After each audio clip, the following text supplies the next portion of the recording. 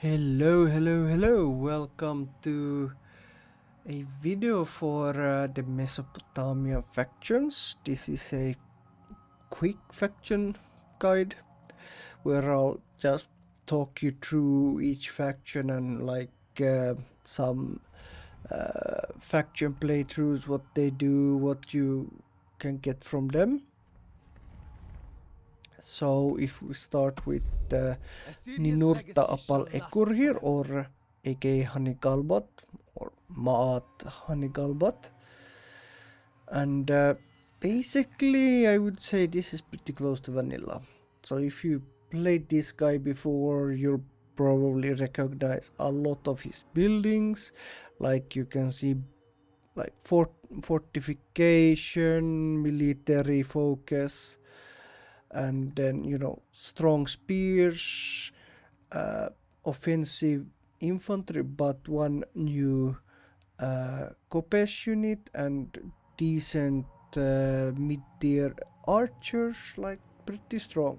However, no cavalry. And I made new chariot units for the Mesopotamia factions. So for example, I would say these are pretty decent chariots actually, with Elam maybe having the strongest one. But yeah, so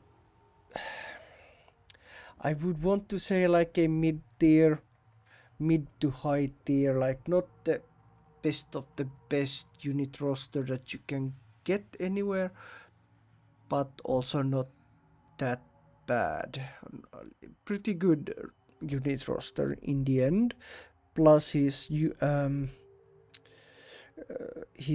faction buildings really emphasize a military and I would say offensive strategy, like just churning out armies, going on the offensive, taking cities, building fortifications, churning up that happiness, influence, pacifying the region, recruiting new armies, and so on. Like, I would say that's his play style. Then we have the King of Tintir, or should I say Maatu Karailuduniash. Tintir here is actually Babylon. It's just another name for it. They used the name Tintir and Babylon concurrently at this time, but I think it was Babilim was actually falling out of use slightly at this time in official documents, while the people would have probably still referred to it as that, but in many official documents Tintir is more common, and Babylon or Babilim would later on be revived and gain prominence again as a name for the city, while the actual name here is taken from, I think, Amarna letter 1, and you can actually look this letter up on the internet if you wish, but when you transliterate the name, it actually I think, was it Knudson or whoever, like one of these old researching guys actually transliterates it like that, as you see on the screen there, Matukara Iluduniash. And if you know any Akkadian, the name actually means port/city of the god Duniash. So okay then, fine. How about the unit roster? Well, it's the same Siluhu strategy, or should I say Siluhu Siraku.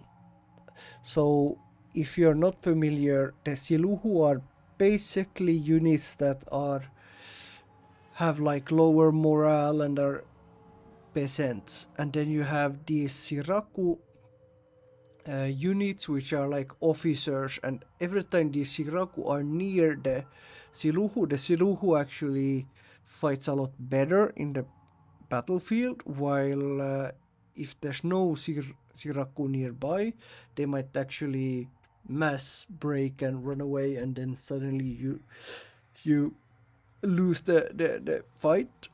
So the at least I would say early, maybe mid game strategy is to simply play on this, where you sort of like use the Siluhu as cannon fodder with Sirako nearby, inspiring them to keep fighting. While then towards the mid to late game, you actually get pretty decent archers and pretty strong spear units. So spear and shield, or what would you call it, like spear and shield, very defensive faction, like forming like shield walls, and then maybe from behind or in front you have the archers raining down fire while they hold the line. Like not really a roster that's offensive, but then again the historical faction too were often like more monument and building focused and not so known for their military prowess. But then I think I gave them this unit. I'm not sure. It might be this is also vanilla, but yeah, they have pretty decent, I would say. Not as great as the Honeygull Batean, but pretty decent chariot units. While their buildings are a little bit meh, if you ask me. Like these two, only one diplomatic relation, only like what, max 15 gold produced, and then you can see here's some modifier boosts, but you get 2 administrative burden. Ooh, I don't know, like well, this is actually pretty good in my opinion. Like 20 resource production is not nothing to sneeze at, plus legitimacy and influence. And then again, in my opinion, pretty meh. Like this is the faction, in my opinion, if you're the like old school total war guy who just loves to rest on your laurels and sit around doing nothing and just build your empire. Like this is the guy. Although it will also cost you in the end. Like your faction will be with administrative burden, like will be pretty efficient in the end. But hey, whatever, make sure jam flow. Then we have, in my opinion, a pretty interesting faction. So this is Maat Ashur, led by the sitting king of this time period, Ashur-nadin Apli. His faction is actually I think taken like from local units plus maybe the Honeygull, but they are rostered in part. So you have, but then he also has like pretty great chariots here. He doesn't really have good archers. Like this is his best archer unit, and it only has a 160 range. So like I would say that's his weak point. However, he has stellar chariots and pretty decent infantry. So for example, this Baulu Gamaru. So Gamaru is the word for infantry, so like professional infantry. However, the maybe biggest advantage is these guys. They have the Irsu unit course, and they actually, when you zoom in, look almost the same, but their hat is, or their helmets are slightly different. And we have this Hurria Amlivili too. Let's see, kind of, yes, this building. So they're connected to this building, the Deportivo Fort Recruitment Complex. So what the heck does this building do? Well, thank you for asking. It's a slave production building. Or sorry, deported people's building. So in this time period, if you read the history and if you read about Assyria, the Hatti also did this, but like Assyria is really known for this. Basically, when you deport people in the Bronze Age, you don't push the guys like, Donald Trump. You don't stuff them into an airplane and throw them out of the country. No, no, no, no. You send your army into, say, Mexico, Venezuela, whatever, like into those other factions, and you take their people to your land in order to conscript them, which is a fancy word to say basically slave labor, or in this case slave soldiers, and it was actually a real thing. And it's actually, if you launch into this faction, you'll see they I don't want to lie, let me think. I think they cost as much as tier 1 units. Might be tier 2, but I think as much as tier 1 units, which is pretty damn cheap, because if you look at their stats, yes, their morale sucks. Only 35 for this unit, but they're otherwise pretty much the same combat stats as that Irsu unit, but with less morale, but for the price of a tier 1 unit. So like, I don't think they actually cost any bronze either, even though it's a tier 3 unit. So you can actually just, it's sort of like the city of Mesopotamia. You can build this massive human wave army, but there's a certain added combat quality but lessened morale to that army stack. And you'll probably get hammered by enemy archers, because your archers are pretty damn poop, if I say so myself. But hey, if you only employ slaves, you can just feed them into the into the arrow fire, and then you come in with the professional regular infantry and the chariots, like these guys, and then maybe add these guys, and you mop up. So that's the idea and the tactical idea behind these. I find that sometimes, especially towards the late game, it might be more difficult, because if you have two stacks, one with this slave army idea and one with this professional army idea, because the how would I say, the administrative tier system becomes really high typically towards the end game. It becomes often more difficult to maintain like the professional army, and if you only end up with the like slave guys, then you might actually be screwed, because you only have infantry slave guys. You don't have like slave archers or whatever.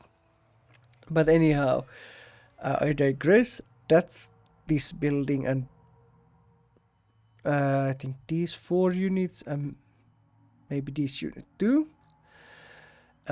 Otherwise, you have military focused building here, but you can see it also costs a little bit in resources. You have like on random, like you can essentially just claim, hey, I'm descended from this guy over here, get instant legitimacy and influence, not too much, but hey, something.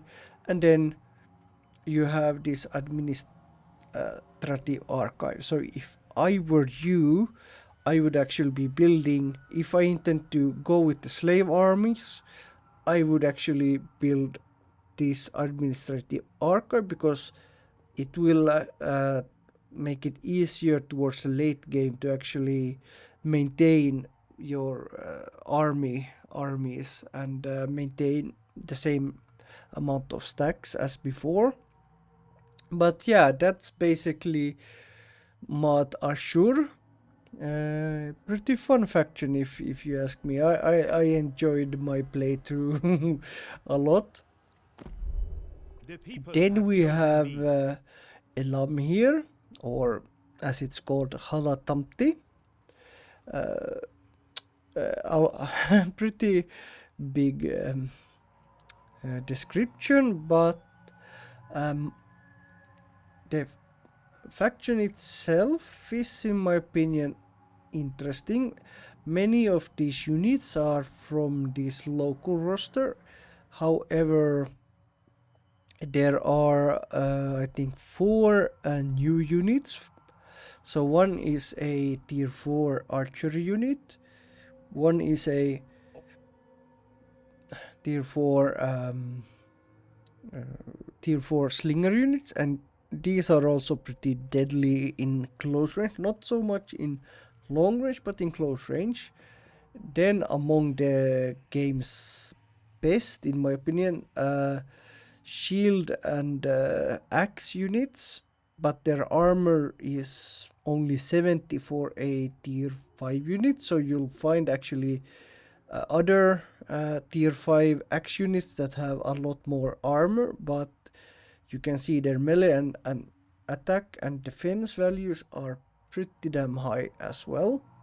And then a really, really, really good chariot unit. So I would say this Elam is very offensive in its roster, like offensively focused. Not very much, sit by and turtle and, take the enemy arrow fire or what have you. Like, you'll be wasting your Kuradu's potential. I think the word Kuradu is Akkadian for like heroes or something. Like, it was like the best of the best, essentially. And yeah, I wouldn't be sitting on my butt with this roster. I would be very offensive. However, they have a pretty damn strong building. You can essentially just build ziggurats in every city, in every province, not every region or minor settlement, but in every major settlement. Although, if memory serves, this building will take a damn long time to finish, but once it finishes, you'll get 16 legitimacy, which is nuts. Pretty decent if you ask me, and it requires 8 workforce to build. Then there is a tin trades market, so the idea is like Alashia has actually a similar building, and it gets like an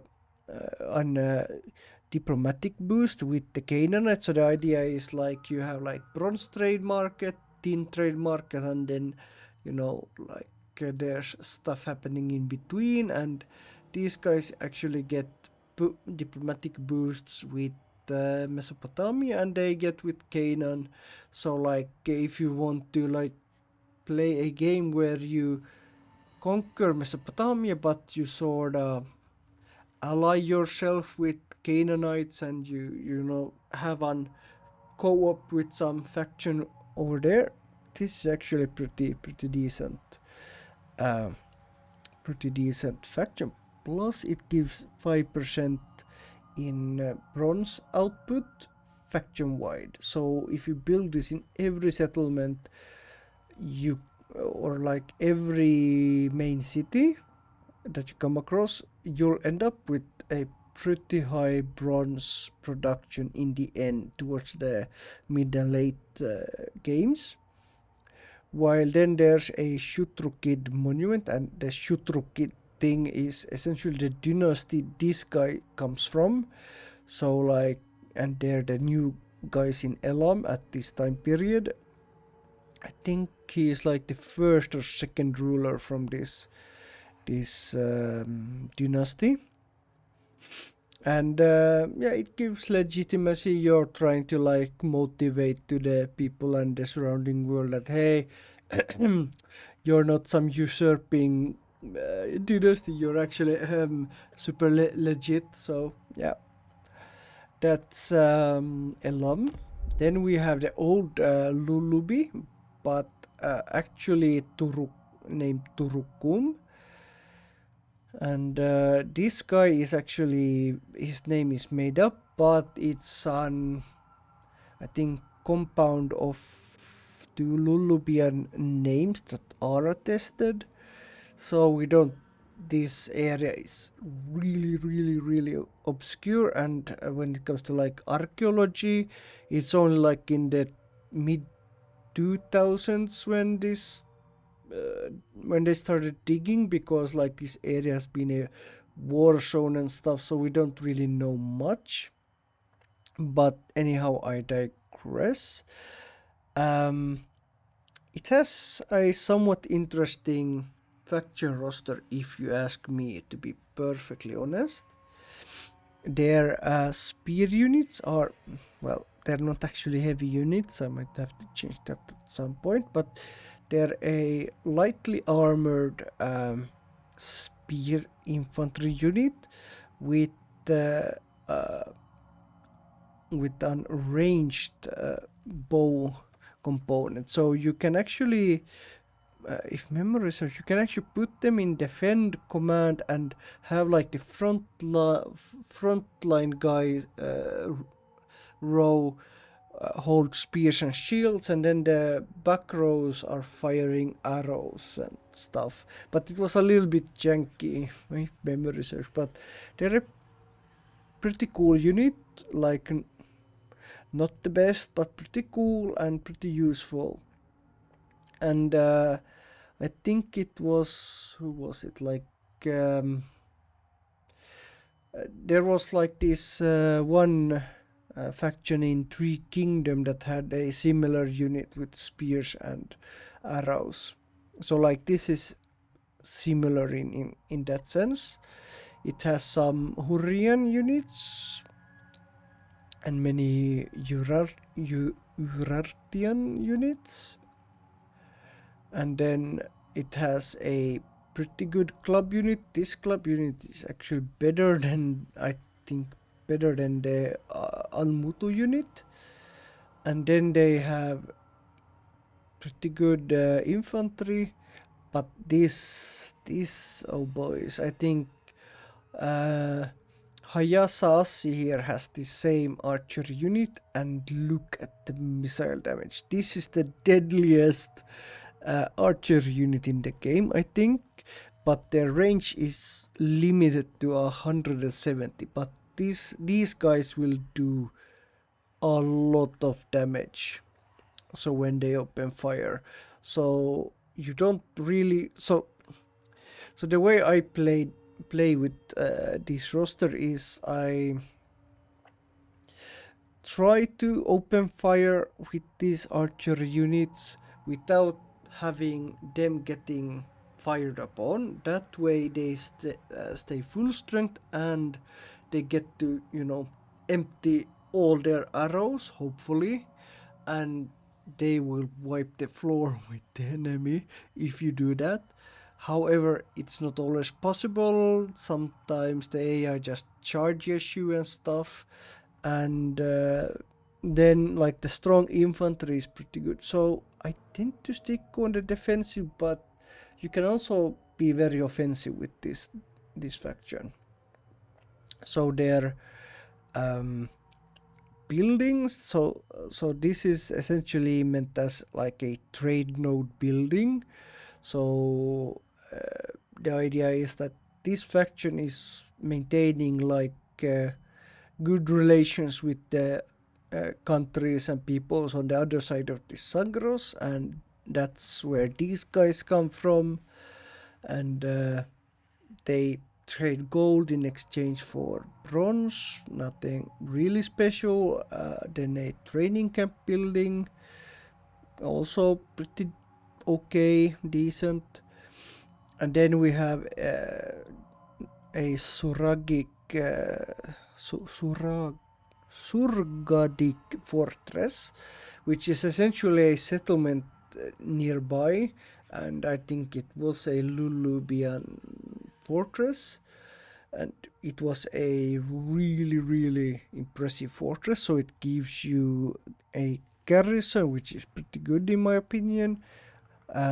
Siege time holdout, it's a pretty good fortification building, so build decent cities that you want to keep basically.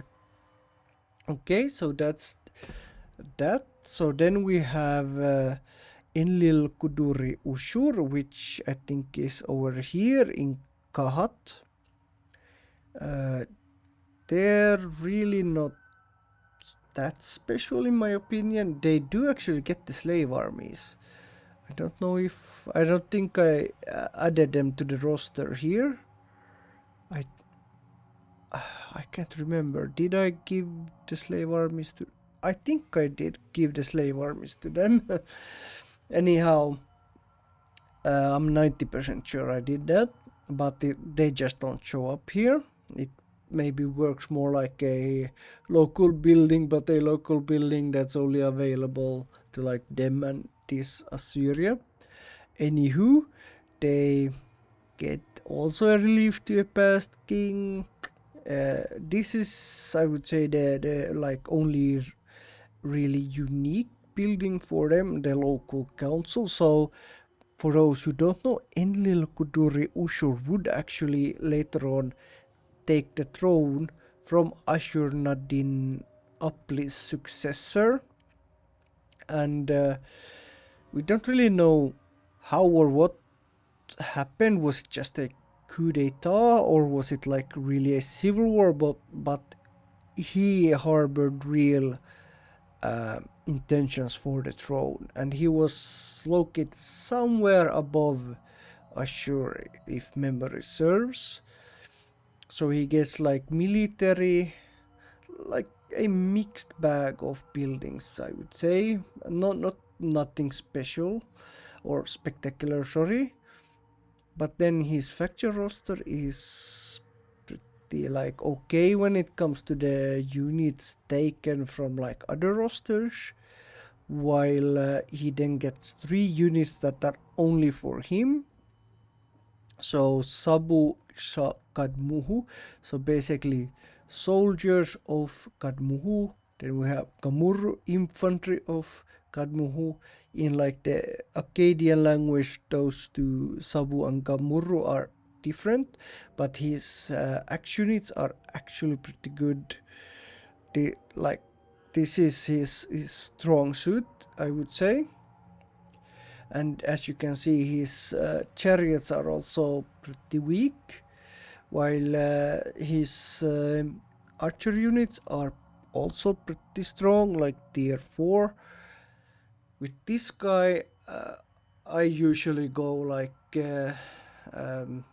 infantry archer, and I almost always ignore the chariots. Like in some playthroughs, I might add one of these Dunanu, but or in early game I might have more Dunanus when I only am able to like recruit the lower tiered stuff. But and he can actually get like decent like spear and archer, and like he can actually get pretty decent tier 2 armies. But eventually I do phase them out in favor of like these more posh guys, and he he can be his armies can actually be pretty deadly, especially when you combine them with these reforms with additional rank and stuff. Like not the best of the best you can find in game, but definitely pretty pretty good stuff, if I may say so. Anyhow, then let's go to the last guys. Babylon shall rise again. this is a made up faction, sorta. Savkirta here is he's meant to be, as the name says there, the bastard king of the Hurri. So it's maybe some 3 decades before this, when the last known Hurrian king died. And the idea here is that Savkirta is a sort of like bastard child of the last king, or maybe a bastard grandchild of the last king. And he's now making a last hurrah attempt at taking the throne. And he starts like around this area in the city of Tutu. Right? Yeah, in the city of Tutu, I think actually over here.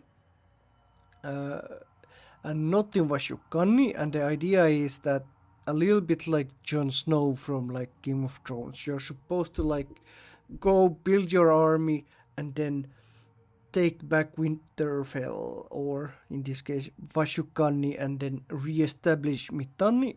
But you only have the one city of Tutul. It's not very developed at game start. Like, it's not gonna be the easiest fight, if I'm being perfectly honest with you. And they get a bunch of Hurrian units, which are pretty decent, like really strong infantry, I would say. Their archer units, like if you look at the ammunition count, they get a lot of ammunition, 30 ammunition, which is actually historical, but only 160 range and not the best missile damage. So the playthrough here is you either, rain down a lot of arrows if you can. If not, you're really really offensive.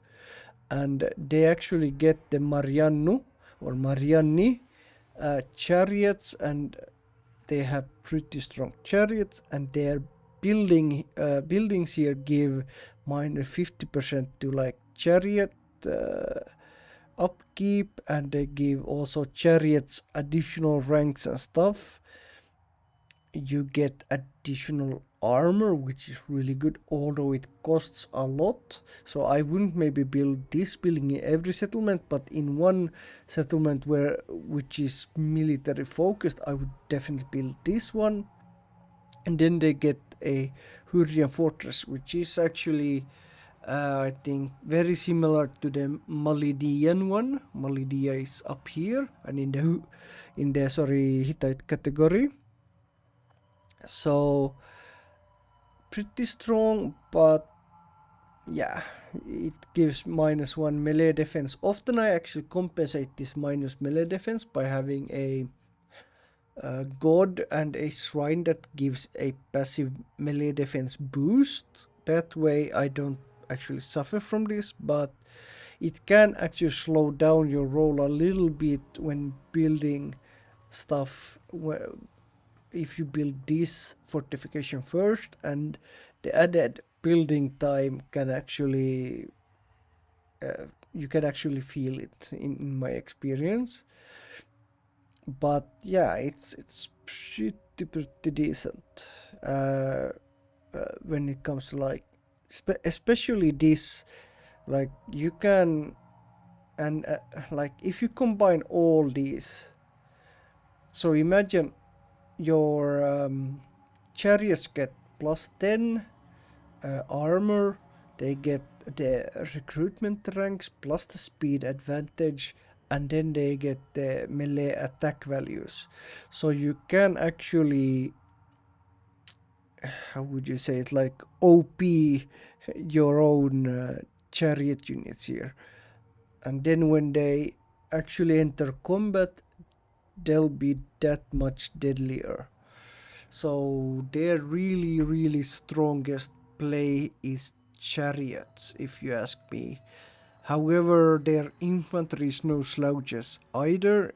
Infantry is very strong with the weakest link being ranged.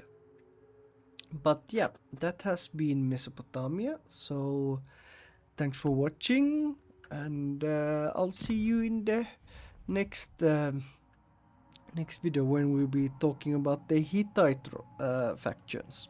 Anyhow, thanks for watching. See you later, alligators.